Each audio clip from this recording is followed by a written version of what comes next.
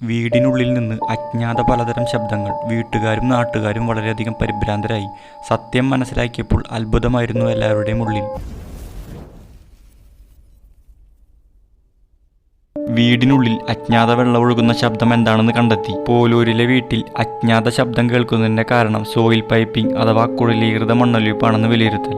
ഇതിനെപ്പറ്റി കൂടുതൽ വിവരങ്ങൾക്കായി സ്ഥലത്ത് national centre for earth science സ്റ്റഡീസിന്റെ സഹായത്തോടെ ഭൗമശാസ്ത്ര പഠനം നടത്തും. വീട് നിൽക്കുന്ന പറമ്പിലേക്ക് വിവിധ ഭാഗങ്ങളിൽ നിന്ന് ഒഴുകിയെത്തുന്ന വെള്ളം തറയ്ക്കടിയിലേക്ക് ഒലിച്ചിറങ്ങുന്നുണ്ട്. ഭൂമിക്കടിയിലൂടെ വെള്ളം ഒഴുകുകയും മണ്ണൊലിപ്പുണ്ടാകുകയും ചെയ്യുന്നത് ശബ്ദത്തിന് കാരണമാകാം എന്നാണ് നിഗമനം. രണ്ടാം നില നിർമ്മിച്ചതിന് പിന്നാലെ അടുത്തിടെയാണ് വീടിനുള്ളിൽ ചില അജ്ഞാത ശബ്ദങ്ങൾ കേൾക്കാൻ തുടങ്ങിയതെന്ന് വീട്ടുകാർ പറയുന്നു. ആദ്യം തോന്നലാവുമെന്ന് കരുതിയെങ്കിലും പിന്നീട് ശബ്ദം കേൾക്കുന്നത് തോന്നലല്ലെന്ന് വ്യക്തമായി. പരിസരത്തുള്ള മറ്റു വീടുകളിൽ ഇത്തരം പ്രതിഭാസമൊന്നും ഇല്ലാതിരുന്നതാണ് കുടുംബം ആശങ്കയിലാകാൻ കാരണം. താഴത്തെ നിലയിൽ നിൽക്കുമ്പോൾ മുകളിലെ നിലയിൽ നിന്നും മുകളിലെ നിലയിൽ നിൽക്കുമ്പോൾ താഴത്തെ നിലയിൽ നിന്നുമാണ് അജ്ഞാത ശബ്ദം കേൾക്കുന്നത്.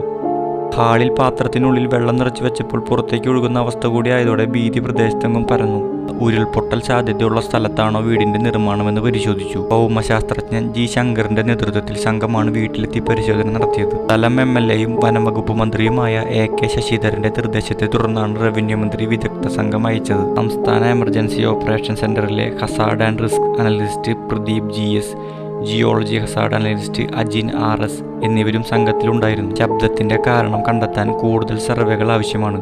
വീട് നിൽക്കുന്ന ഭൂമിക്കടിയിലെ പാറക്കെട്ടുകൾക്കിടയിൽ നിന്നും പുറത്തു വരുന്ന മർദ്ദം, ഖനനം തുടങ്ങിയവയാണ് ശബ്ദം കേൾക്കാനുള്ള മറ്റ് കാരണങ്ങളായി കണക്കാക്കുന്നത്. എന്നാൽ മറ്റൊരു സത്യാവസ്ഥ എന്തെന്നാൽ പ്രദേശത്തിന്റെ 2 കിലോമീറ്റർ ചുറ്റളവിൽ ക്വാറികളില്ലെന്ന് കണ്ടെത്തിയിട്ടുണ്ട്.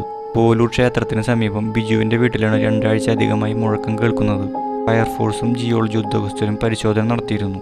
5 വർഷം മുമ്പ് നിർമ്മിച്ച വീടിന് 6 മാസം മുമ്പാണ് മേൽനില പണിതത്. ജിയോളജി വിഭാഗ ഉദ്യോഗസ്ഥരും മണ്ണ് സംരക്ഷണ ഉദ്യോഗസ്ഥരും അഗ്നിശമന സേനാംഗങ്ങളും പരിശോധിച്ചെങ്കിലും ശബ്ദം കേട്ടതല്ലാതെ പ്രശ്നം എന്താണെന്ന് കൃത്യമായി കണ്ടെത്തിയിരുന്നില്ല.